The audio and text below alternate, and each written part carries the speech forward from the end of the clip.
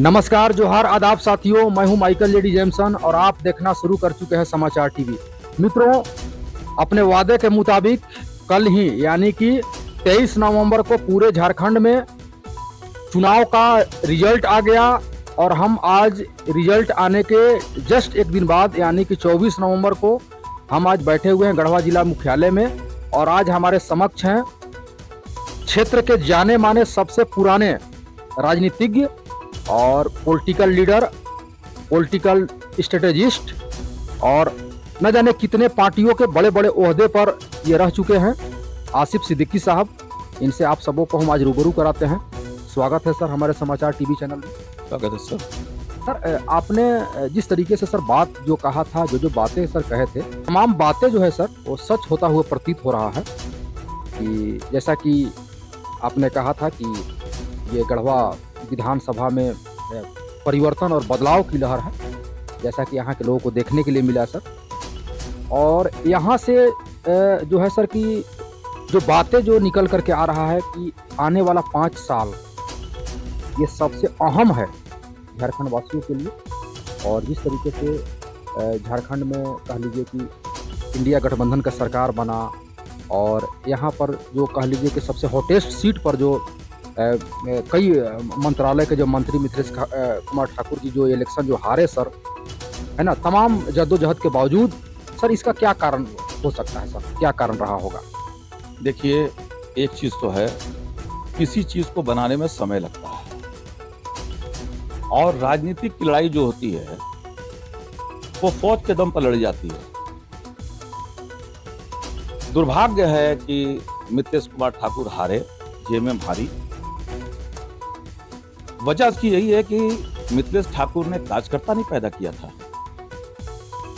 Sir, क्या पैदा किए थे सर? ये लोग भाड़े के टट्टू लाए हुए थे।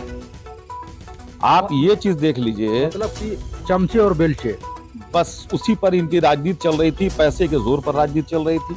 मतलब कि अच्छे लोग का परख नहीं था और अच्छे लोग को कभी मान सम्मान नहीं दिया गया उनके खेमे में सर। यही शायद आप कहना चाहते थे सर। अच्छे लोगों की तलाश की नहीं गई, है ना। जो जानकार लोग थे, जो राज और समाज के जो अच्छे समझ रखने वाले जो लोग थे, है ना, और जो कह लीजिए कि जो गहरी समझ रखने वाले लोग थे, जो पुराने राजनीतिज्ञ थे, वैसे लोगों को उनके कुनबे में कभी मान सम्मान नहीं दिया गया। शायद आप यही कहना चाहते हैं सर। हम ये कहते हैं कि राजनीति का जो परिपक्व व्यक्ति है, जो इस क्षेत्र की एक एक टोले, एक एक पंचायत से जानकारी रखता हो, वैसे लोगों की पूछ नहीं रखी गई। वहाँ मान सम्मान लोगों को नहीं मिला सर, है ना, पुराने राजनीतिक लोगों को, सबसे सामाजिक लोगों को। सबसे बड़ी चीज ये हुई है कि इनके पास लोग नेता टाइप के थे ही नहीं और आज के डेट में फौज के दम पर ही लड़ाई लड़ जाती है। आप पैसे के जोर पर कितना देर तक लड़ चलिएगा? अगर मैं तो ये कहता हूँ, मुझे जो मेरे गुरु रहे हैं राजनीति के, उन्होंने ये कहा था कि राजनीति करने जब मैदान में चले हो तो क्वांटिटी का ध्यान नहीं रखना, क्वालिटी का ध्यान रखना। मैं तो दावे के साथ कह सकता हूं कि अगर सही 5 राजनीतिक इनके पास होता तो ये सत्येंद्र तिवारी आज का चुनाव तो क्या 10 चुनाव नहीं जीतता। इसकी औकात नहीं थी इस क्षेत्र में चुनाव जीत जाने की, लेकिन जिताने का कार्य इनके कार्यकर्ता वो खुद किए हैं। सर, जितनी बड़ी माननीय मंत्री जी का जिस तरीके से सर कह लीजिए कि संपूर्ण झारखंड और पूरे क्षेत्र में जिस तरीके से सर इनका बेइज्जती हुआ, कह लीजिए कि इतने बड़े कह लीजिए कि कई मंत्रालय के मंत्री को सर इलेक्शन हार जाना, और वो भी इस तरीके के जहाँ की मैया सम्मान योजना जैसा बहुत बड़ा एक हथियार था इंडिया गठबंधन के प्रत्याशियों के पास, फिर भी सर क्या कारण रहा होगा सर? वजह यही है कि जिस पर इन्होंने भरोसा किया वही लोग धोखा दिए।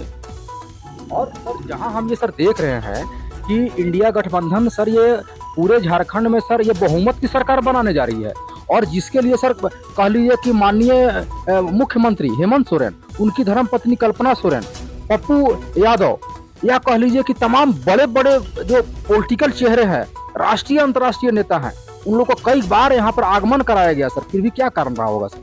वजह यही है कि जमीनी पकड़ नहीं थी, हवे की पकड़ थी। आप विकास की धारा गढ़वा में दिखा रहे हैं, लेकिन आप विकास तो जो दिखा रहे हैं, लेकिन कार्यकर्ता अपने विकास की आपकी बातों को जनता तक कहां तक पहुंचा पाए, और जो लोग आपसे वादा किए वो कहां तक कामयाब हुए, ये देखना चाहिए था इनको। मैं तो ये कहता हूं कि मुझे 8 महीना पहले से मालूम था कि मिथिलेश कुमार ठाकुर हारना है। लेकिन इस पर कभी चिंतन इन लोगों ने नहीं किया, न राजनीतिक सूझबूझ रखा। सर जो चूँकि आप 8 महीने पहले सर इस बात का भविष्यवाणी कर दिए थे और जो आपने भविष्यवाणी किया, हम निश्चित तौर पर आपको ये कह लीजिए कि राजनीतिक भविष्यवेता भी कह सकते हैं। जो आपने जो कहते हैं वही हो करके भी रहता है सर। तो सर क्या इस बात को कभी क्या उनके खेमे में अपनी बातों को पहुँचाने के कहने की कोशिश किया सर? नहीं, मैं उनसे कभी मिला नहीं हूँ, इसलिए कि मैं किसी के पास जाता नहीं। अच्छा सर, क्या कारण रहा जैसे कि उनके खेमे में आपके जैसे लोगों की ज़रूरत था और है ना सर, तो क्या कारण रहा कि उनके लोग शायद आपको उनसे मिलाए नहीं या मिलने नहीं दिए, है ना सर? क्या क्या कारण रहा होगा सर? देखिए, ये हम दूसरे को क्या दोष देंगे, हम तो खुद कैंडिडेट को दोष देंगे। जब आप क्षेत्र में लड़ाई लड़ने चले हैं तो आपको पहले सोचना चाहिए कि हम जीतने के लिए या संगठन को मजबूत करने के लिए कैसे कैसे लोगों को हमको अपनाना चाहिए। अच्छा, आप क्या हम ये मान सकते हैं सर कि जैसे कि उनके लोगों को शायद ये अंदेशा होगा कि आसिफ सिद्दीकी जैसे मतलब कि राज और समाज की गहरी समझ रखने वाले व्यक्ति जब माननीय मंत्री मिथिलेश कुमार ठाकुर जी के जब खेमे में चले जाएंगे तो हम जैसे लोगों को कमतर आंका जाएगा, हमारी पूछ कम हो जाएगा। क्या ऐसा हो सकता है क्या सर? ऐसा रहा होगा क्या सर?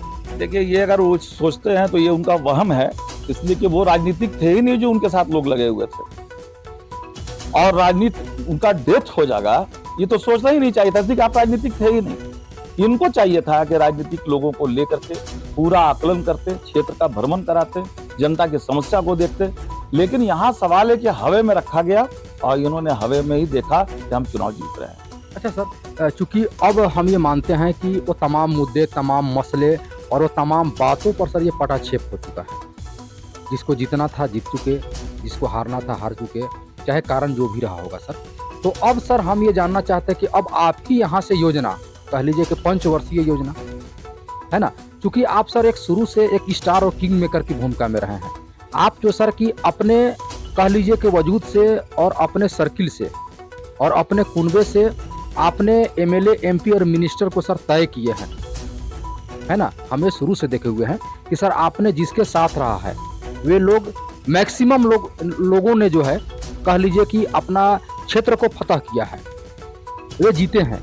तो अब सर आपकी अब यहाँ से 5 वर्षीय योजना क्या होगा सर, इस पर प्रकाश डालिए। देखिए, 32 साल के राजनीतिक जीवन में हम लोगों ने संघर्ष किया है और हम इतना ही जानते हैं कि मैं 7 साल पहले बीमार पड़ा था, हार्ट प्रॉब्लम हुआ था। उसके बाद से डॉक्टर ने हमको मना किया, इसलिए मैं साइलेंट हो गया था। लेकिन 7 सालों में गढ़वा की जनता की आवाज ऐसा दबा दी गई, ऐसी दबा दी गई, जो उसकी आवाज को कोई उठाने वाला ही नहीं नजर आया। और आने वाले दिनों में ये मैं कह देना चाहता हूँ, चुनाव संपन्न हो चुका, मैं बीच में कहीं नहीं था। अभी मैं इलाज करा के दिल्ली से लौटा हूँ, लेकिन मैं अब इतना जानता हूँ कि इस धरती का पैदा हूँ मैं, और अपने गढ़वा जिला के लिए, यहाँ के झारखंड की जनता के लिए मेरे समय को जितना भी बर्बाद करना होगा लोगों की सेवा के लिए मैं खड़ा हूँ। 15 दिसंबर से जनसंपर्क यात्रा पूरे गढ़वा जिला में मेरा शुरू होने जा रहा है और कुछ दिन विराम के बाद मैं पूरे झारखंड का दौरा करूंगा। और ये जान लीजिए कि मैं संगठन खड़ा करूंगा और नया संगठन हमारा पूरे इस क्षेत्र के दलित, वंचित, शोषित, पीड़ित लोगों के लिए जो मैं संघर्ष करता आया हूं, उसी के लिए संघर्ष मेरा तेज होगा। चाहे चुनाव में जीतूं ना जीतूं, लड़ूं ना लड़ूं, इसका कोई माने मतलब नहीं है। मैं अपने विधानसभा जीतने के लिए नहीं करना चाहता हूं। मैं जिस मट्टी का पैदा हूं उस मट्टी की सेवा करना चाहता हूं। मानव मानव एक समान, यही मेरा नारा है। मैं समाजवादी हूं और समाज की भलाई के लिए आगे बढ़ूंगा और इसके लिए पूरा कर्तव्य करने की कोशिश करूंगा। चलिए सर, चूंकि सर आपने मतलब कि कह लीजिए सर कि गिरिनाथ सिंह, उनके पिता श्री गोपीनाथ सिंह, आप मतलब कि उनके एक बहुत बड़े सहयोगी के रोल में रहे हैं और यहाँ के लोगों ने उन्हें कह लीजिए कि एमएलए बनाया, कई एक मरतबा मिनिस्टर बनाया, जिसमें आपका बहुत बड़ा योगदान था सर। इसके बाद से सर आप अचानक गढ़वा से सर गायब हो गए। क्या सर आपका गायब होना का यही कारण रहा होगा कि मिथिलेश ठाकुर जैसे लोग और या सत्येंद्रनाथ तिवारी जैसे लोगों का ये गढ़वा में पदार्पण होता है ना सर? तो क्या हम ये मान सकते हैं कि यदि आप यहाँ पे राजनीति में यदि सक्रिय होते तो ऐसे लोग यहाँ पे नहीं पनपते और निश्चित तौर पर वो दौर जो होता सर वो आपका होता। और जैसे वे लोग कह लीजिए कि 2 मरतबा के विधायक सत्येंद्रनाथ तिवारी, 1 मरतबा के विधायक और मंत्री ये समझिए कि मिथिलेश कुमार ठाकुर जी, तो हम समझते हैं कि सर कि जिस तरीके से आप राजनीति में जिस तरीके से जो एक सक्रिय थे और फायर ब्रांड लीडर के रूप में जो आपका पहचान था संपूर्ण झारखंड में, यदि आप होते तो आज निश्चित तौर पर जो वे लोग थे वे आप होते, और यदि आप होते तो ऐसे लोग यहाँ पे गढ़वा के राजनीति में पनपते नहीं। क्या कहना है सर? देखिए, ये तो मैं पहले भी कहा हूँ कि गढ़वा की सीधी साधी जनता, मैं तो दावे के साथ कह सकता हूँ कि 25% भी काम लोग अपने विधायक अपने क्षेत्र का कर देते हैं तो वहाँ की जनता उनका गुण गाने लगती है। लेकिन आज कोई हारता है, ये समझ लीजिए सिर्फ ढकोसलेबाजी है। और पैसे की राजनीति न कल चली है, न आज चलेगी, और न अब मैं चलने दूंगा, इसलिए कि मैं अब सड़क पर उतर रहा हूँ। 15 दिसंबर से जो मेरा कार्यक्रम निर्धारित किया है, उस अनुसार मैं इस क्षेत्र की जनता की आवाज उठाऊंगा, और एक एक जनता की आवाज को, चाहे वो कोई हो, इस बात से मुझे डर नहीं है। मैं एक एक चीज को जनता की अदालत में लाकर खड़ा कर दूंगा। क्या सर, जिस तरीके से 15 दिसंबर से जो आपका राजनीतिक कह लीजिए कि जो कारवां जो चलेगा सर, इसमें क्या देखने के लिए लोगों को खास मिलेगा सर, और इसका क्या रिजल्ट होगा सर? सर देखिए, जो मेरा कारवां, मेरे को तो यही देखना है कि जो 7 साल पहले 8 साल पहले हमने राजनीति छोड़ा था, और आज की डेट में जो कमियां रही हैं, क्या विकास की परिभाषा जो लोग बताते हैं, मैं तो समझता हूं कि जितना विकास हुआ नहीं है उससे ज्यादा तो कागजी कार्रवाई हुई है। और यही चीज की सच्चाई को सामने लाने के लिए और जनता की आवाज को मुखर बनाने के लिए, और अगले आने वाले 5 साल में नया कैंडिडेट, नया चेहरा, युवा साथी मेरा कोई खड़ा होगा और इस गढ़वा की सेवा करेगा। क्या सर, हम ये मान सकते हैं कि आपके आने के बाद, आपका कारवां चलने के बाद जो भी वो मुद्दे हैं और जो भी समस्याएं हैं, तमाम समस्याएं, करप्शन पर जो है कि लगाम लगेगा, और ये सर ये कह लीजिए कि सफाया होगा तमाम मसलों पर? भ्रष्टाचार तो मेरा पहला मुद्दा होगा। भ्रष्टाचार ऑफिस से खत्म कराना पहला मुद्दा है, इसलिए कि गरीब जनता को जो लूटा जा रहा है वो मुझसे बर्दाश्त नहीं होगा। आज जो स्थिति है ब्लॉक की, अंचल की, वो ऐसा ही है कि एक एक इंसान को छो मेरा टहला कि उसका काम नहीं कराया जा रहा पैसा लेने के बाद। चलिए सर, क्या हम ये मान सकते हैं, न तो खाएंगे और न ही खाने देंगे?